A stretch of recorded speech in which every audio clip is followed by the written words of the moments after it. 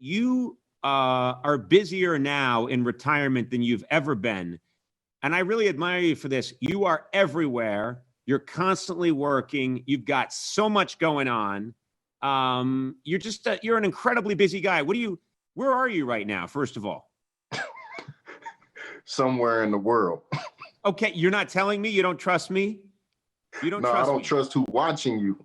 Okay, all right. So you're somewhere in the world. I'm somewhere in the world right now. Okay. I saw this picture of you. This is a very cool thing you do. You gave out turkeys. Look at this. I keep this picture with me at all times because it inspires me. You gave out turkeys in Hawaii and California with your Fam First Family Foundation. That is really admirable that you do that. And really amazing. And you're also now, you're trying to get coding classes. You're trying to get kids who are in need some coding classes. Tell us about that. Well, they actually already doing it. Shout out to Shopify. But we put together this beast mode of business where we brought in maybe 20 kids from the inner city who had no idea about coding. So we gave them the opportunity. We provided them with laptops, and the kids gave them the business plans, and they turned their business plans into online businesses, for them to be able to create and generate money. Right. And I would say at least maybe 5 of the kids actually still have sustainable businesses that they had made.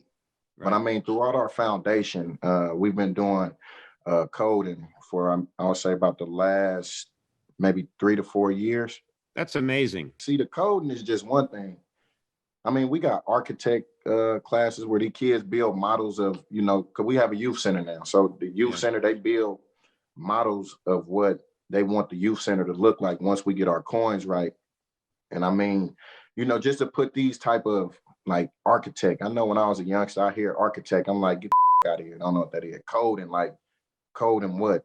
A cheat code on a video game? Like, nah. Yeah.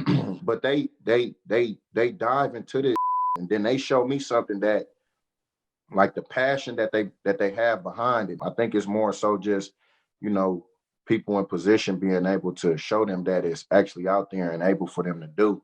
Yeah. Because I mean, every time. Yeah. And also that it's possible. And I think sometimes people think if they come from a background where they don't have access to computers, they think I could never do that. And then they create a mental block. And if someone at an early age says, here it is, and yes, you can do this, there's no mental block. You're right. See, man, what I learned is like these kids' imaginations. Like if you don't block them, see, mine was blocked. They told me it was either gonna be sports, penitentiary, or the casket. And then, I mean, I done lost so many people starting at the early age of 7. Like, I might try to get this sports thing to try. That, you feel me? And that was where my mind had went. But everything else was shut out for me because I never had no inspiration to go be nothing besides an athlete. But now I see that we get hey, you could go be an engineer. Like, what's an engineer? Or you could go be the second AD on a movie set. Like, what's a second AD? And then I just learned what's a gaffler and all kind of that I mean, now I go and teach my kids that, and it's just like, man, the more you allow them to show you that what they're labeled as is not the truth. Yep. You'll be surprised every time. Yeah, when you were a kid, did people try to tell you, because you've shown outside of sports that you're this great force, you're an entrepreneur, you're just you're so smart about creating these different foundations, you're making such great decisions. Did you know you were capable of all that when you were a kid, or did people convince you that you weren't able to do that kind of thing? Nah, man, big dog, I'm gonna tell you, all the way from elementary school, all the way through Cal, I've been in special resource programs. And I mean, it wasn't until about high school when I finally got it, like, man, that I'm finna go ask for help. Right. And once I did that, once I put all that other, you stupid, you got ADD, you got ADHD, you got all this, but man, all right, cool. Hey, can you help me? And once I figured out that can you help me, then everything else was just, you know what I mean? That's smooth sailing, to keep it solid with you. Right. And now it's to the point where I just got an honorary degree from Princeton. So I mean, you feel me? You know what I mean?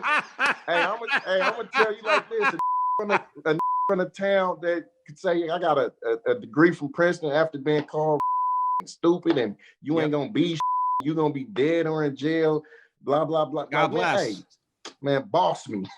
That's great. That is fantastic. That's the nicest thing I've heard in a dark time. That is one of the greatest things I've heard. God bless you for that. That is amazing.